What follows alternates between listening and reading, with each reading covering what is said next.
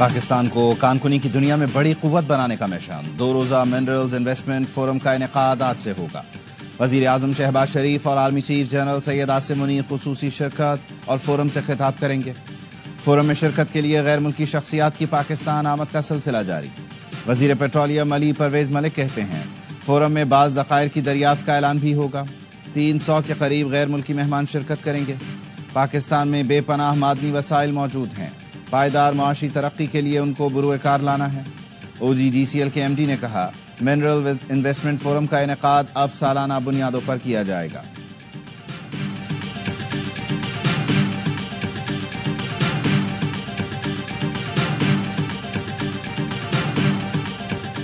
نائب وزیر اعظم و وزیر خارجہ اسحاق ڈار کا امریکی وزیر خارجہ مارکو روبیو کو ٹیلی فون، 2 طرفہ تعلقات، علاقائی سیکیورٹی اور اقتصادی تعاون پر بات چیت۔ مارکو روبیو نے کہا امریکہ پاکستان کے ساتھ اقتصادی اور تجارتی تعاون بڑھانے کا خواہاں ہے، دہشت گردی کے خلاف پاکستان کی قربانیوں کو سراہتے ہیں۔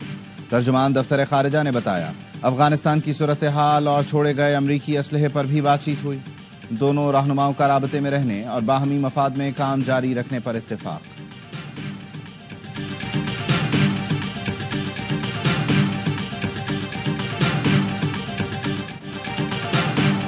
ٹیرف کم کرنے کے لیے پاکستان کا ٹرمپ انتظامیہ سے بات کرنے کا فیصلہ۔ وزیر تجارت جام کمال کی زیر صدارت اہم اجلاس، 50 سے زائد بڑے امپورٹرز، ایکسپورٹرز اور اسٹیک ہولڈرز کی شرکت۔ 29% اضافی ٹیرف کے ممکنہ اثرات پر تفصیلی غور۔ امریکی ٹیرف کے پاکستانی ٹیکسٹائل برآمدات پر ممکنہ منفی اثرات کے سدباب کا بھی جائزہ لیا گیا۔ وزیر خزانہ کی سربراہی میں اسٹیئرنگ کمیٹی مزید تجویز تیار کرے گی۔ وزیر اعظم کی جانب سے تشکیل کردہ گروپ بھی سفارشات مرتب کرے گا۔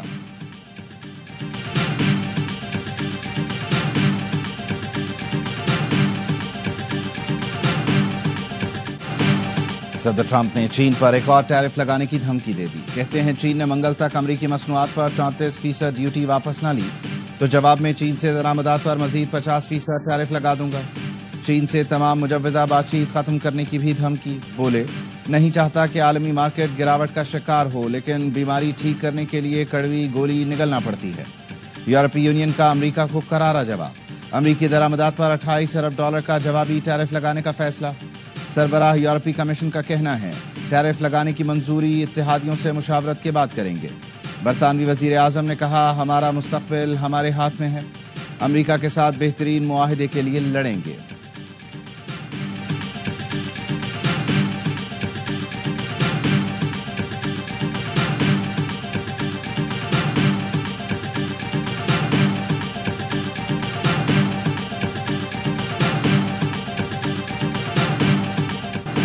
ٹرمپ ٹیرف کے بعد دنیا بھر کی اسٹاک مارکیٹوں میں تباہی۔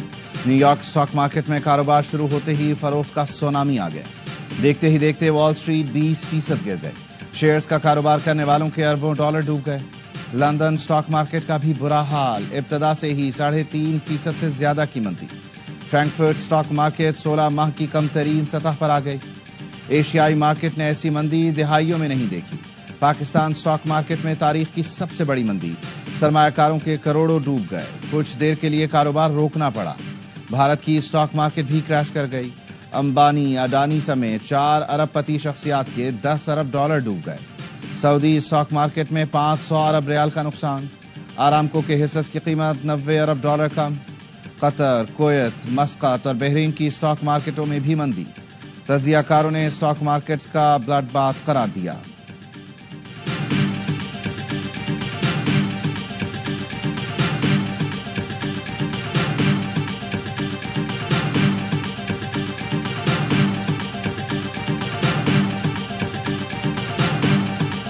تیل کی عالمی منڈی میں جو قیمتیں پچھلے 72 گھنٹوں میں ڈراسٹکلی کم ہوئی ہیں، اس کے لیے پوری سنجیدگی کے ساتھ ہم کام کریں گے تاکہ اس کا بھی فائدہ بالآخر ہماری معیشت کو، ہمارے عوام کو پہنچے۔ عوام کو تیل کی قیمتوں میں فائدہ پہنچائیں گے، وزیر اعظم شہباز شریف کا اعلان۔ کہا کوشش ہے تیل کی قیمتوں میں کمی کا فائدہ براہ راست عوام کو پہنچے۔ عالمی منڈی میں تیل کی قیمتوں میں کمی سے دیر پا فائدے کے لیے تجاویز لی جا رہی ہیں۔ اجلاس سے خطاب میں کہا چند دن پہلے ہم نے بجلی کی قیمتوں میں $7.5 کمی کی، قیمتوں میں مزید کمی کے لیے توجہ دی جا رہی ہے۔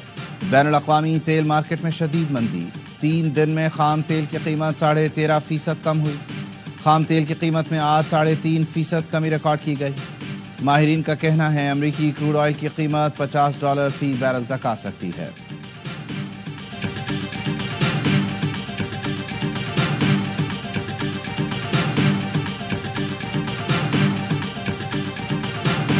दहशतगर्दी पूरी मुल्क का मसला है, ये चारों सूबों का मसला है। इसमें एक ही बयानिया होना चाहिए, इसमें सियासत से बालातर कार्रवाई होनी चाहिए। कोई भी कहीं भी दहशतगर्दी का वाकया हो उसकी मजम्मत करनी चाहिए। दहशतगर्दी पूरे मुल्क का मसला है, दहशतगर्दी की मजम्मत करनी चाहिए। पीटीआई ने भी की है। बैरिस्टर गौहर का कहना है ऐवान में बैठकर अवाम की बात करना चाहते हैं। इस तरह के रवैये से दहशतगर्दी के खिलाफ जंग हार जाएंगे। हमें ज़ाती और अवामी मफाद के दरमियान फ़र्क रखना चाहिए। चेयरमैन पीटीआई ने पार्लिमानी पार्टी इजलास के बाद गुफ्तगू में कहा अंदरूनी इख्तलाफात पब्लिक फोरम पर नहीं आने चाहिए। सहाफ़ी ने सवाल किया अली अमीन गंडापुर ने साजिश का लफ्ज़ क्यों इस्तेमाल किया। बैरिस्टर गौहर ने बात टाल दी। उमर अयूब ने कहा जहां बर्तन हो वो बचते रहते हैं, ये हमारा अंदरूनी मामला है, हम जाने हमारा काम जाने, किसी बाहर वाले को तशवीश नहीं होनी चाहिए।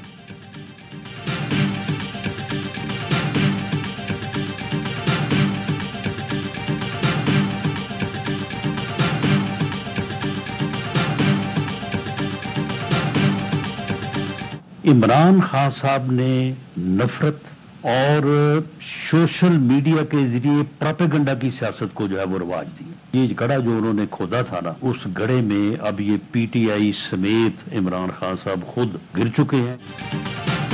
बानी पीटीआई की नफरत की सियासत सोशल मीडिया के जरिए परवान चढ़ी। इस वक्त खुद पीटीआई सोशल मीडिया गालम गलोच ब्रिगेड का निशाना है। सोशल मीडिया इनकी ताकत था और सोशल मीडिया ही इनको ले डूबा। वजीर आजम के मुशीर राना सना कहते हैं क्या अली अमीन गंडापुर को हमने कहा था कि पॉडकास्ट करके ऐसी गुफ्तगू करें। बानी पीटीआई जो कर रहे हैं वो खत्म करें। सियासी मामलात मुज़ाकरात से ही हल होंगे। इलेक्शन जैसे 2018 के हुए थे वैसे 2024 में भी हुए। महमूद अचकजई हमारे साथ बैठें और बताएं कि हम क्यों इस्तीफा दें। एस्टैब्लिशमेंट का वाज़ेह मौक़िफ़ है कि सियासी जमातें आपस में बैठकर बात करें। मरियम नवाज मुस्लिम लीग नून का मुस्तक़बिल और पार्टी की मुंतखब वज़ीर आला हैं।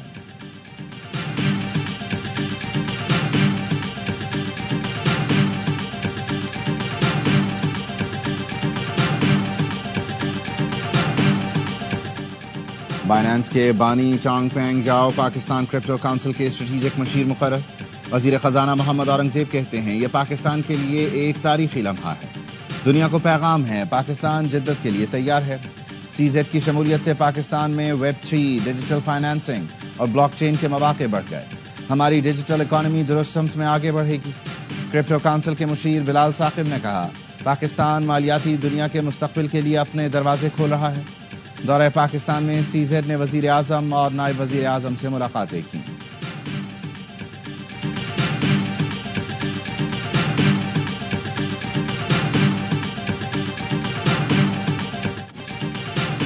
कामरान टेसोरी को काम करने दो, अपना हिसाब दो। तुम्हें गवर्नर फोबिया हो गया है, तुम्हारी रातों की नींदें उड़ चुकी हैं। रहनुमा एमकेएम पाकिस्तान फारूक सत्तार की मुर्तज़ा वहाब पर तनकीद। कहा 5 से 7% वोट लेकर मेयर बन गए, हमारी फेंकी हुई गंडेरी चूस रहे हो। 1 साल बाद बल्दियाती इंतखाबात हैं, लग पता जाएगा। मेयर कराची मुर्तज़ा वहाब का रद्द अमल। कहा जो आप जनाब से बात करते थे आज तुम पर उतर आए। फारूक सत्तार ने मुझे तड़ी लगा दी कि तुम्हारा वक्त भी आएगा। फारूक सत्तार साहब ये माजी का कराची नहीं जहां भत्तों की सियासत की जाती थी। गवर्नर साहब को बात करनी है तो बराह रास्त करें, तर्जुमानों का सहारा ना लें।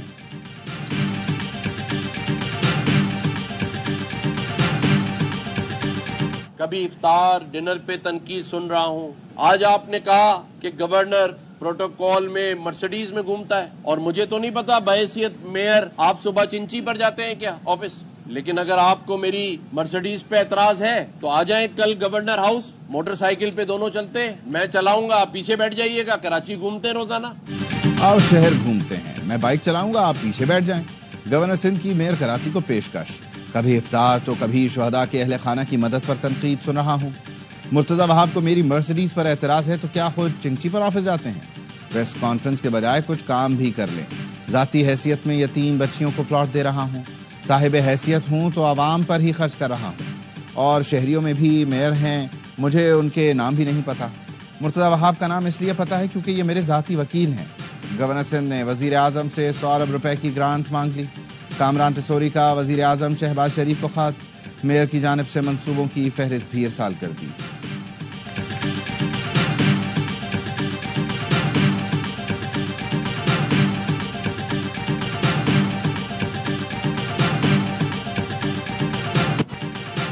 اسرائیل نے امن معاہدہ توڑ کر غزہ پر شب خون مارا۔ فلسطین میں شیرخوار بچے زندگی اور موت کی کشمکش میں تڑپ رہے ہیں۔ مولانا فضل الرحمان کا ویڈیو پیغام، کہا گریٹر اسرائیل کی طرف بڑھتے قدموں سے کوئی عرب ملک نہیں بچ سکے گا، مسئلہ حرمین شریفین تک آئے گا۔ پاکستان سے علماء سے رابطہ کیا ہے۔ 10 اپریل کو اسلام آباد میں کنونشن اور 13 اپریل اتوار کو کراچی میں عظیم الشان اسرائیل مرد آباد مظاہرہ ہوگا۔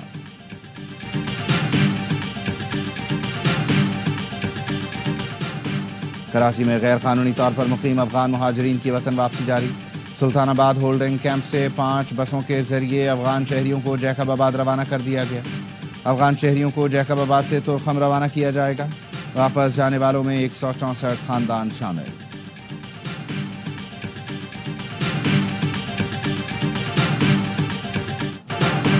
بشرا بی بی نے جیل میں بہتر سہولتیں مانگ لیں، درخواست کی سماعت آج ہوگی۔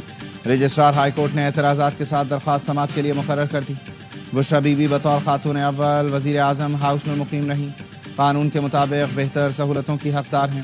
جیل حکام کو درخواست دی، لیکن سپرنٹینڈنٹ اڈیالہ جیل نے بشرا بی بی کی درخواست پر کان نہیں دھرے۔ بشرا بی بی کے شوہر کو اسی جیل میں بہتر سہولتوں کا حقدار قرار دیا گیا۔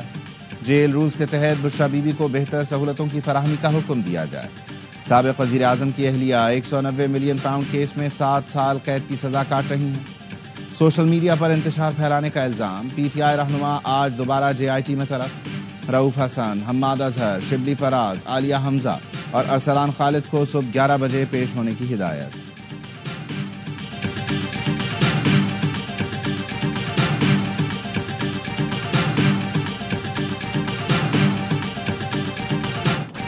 صحافی فرحان ملک کو دونوں مقدموں میں ضمانت پر رہائی مل گئی۔ کراچی کی عدالتوں نے پیکا ایکٹ اور کال سینٹر فراڈ کیس میں ضمانتیں منظور کی۔ F I A cyber crime circle نے 20 مارچ کو ریاست مخالف پروپیگنڈا کے الزام میں فرحان ملک کو گرفتار کیا تھا۔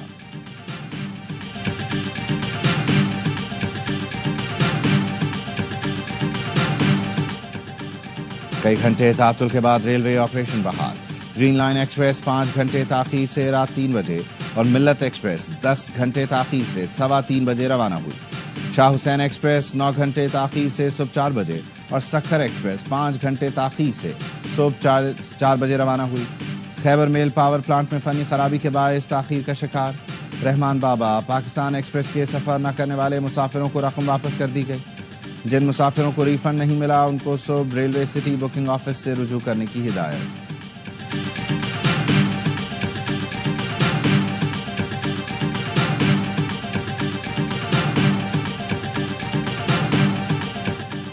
کراچی میں میٹرک کے امتحانات آج سے شروع ہو رہے ہیں۔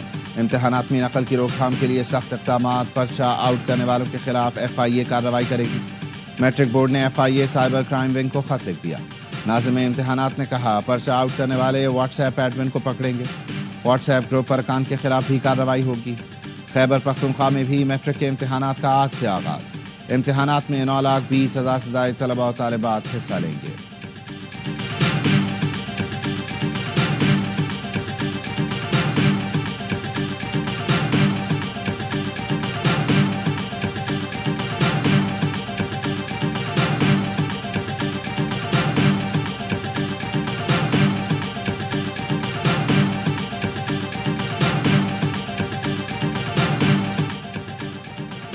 حیدرآباد تعلیمی board Karachi inter board chairman نے معذرت کر لی۔ نوٹیفیکیشن کے باوجود مختلف وجوہ کے سبب عہدہ نہیں سنبھالا۔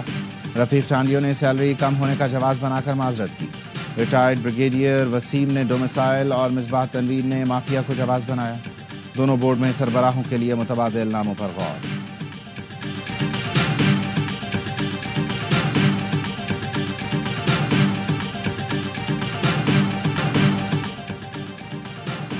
ایسل ایڈیشن 10 کے لیے آرمی اور رینجرز کی خدمات طلب۔ محکمہ داخلہ پنجاب نے وفاقی وزارت داخلہ کو درخواست بھجوا دی۔ لاہور، راولپنڈی اور ملتان میں میچوں کی سیکیورٹی کے لیے دستے طلب کیے گئے ہیں۔ ایس ایس جی کمانڈوز اور آرمی ایوی ایشن کے ہیلی کاپٹر کی خدمات بھی طلب کی گئیں۔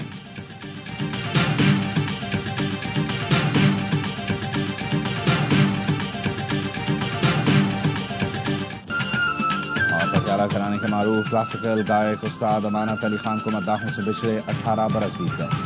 اسد امانت کے گائے ہوئے گیت آج بھی کانوں میں رس کھولتے ہیں۔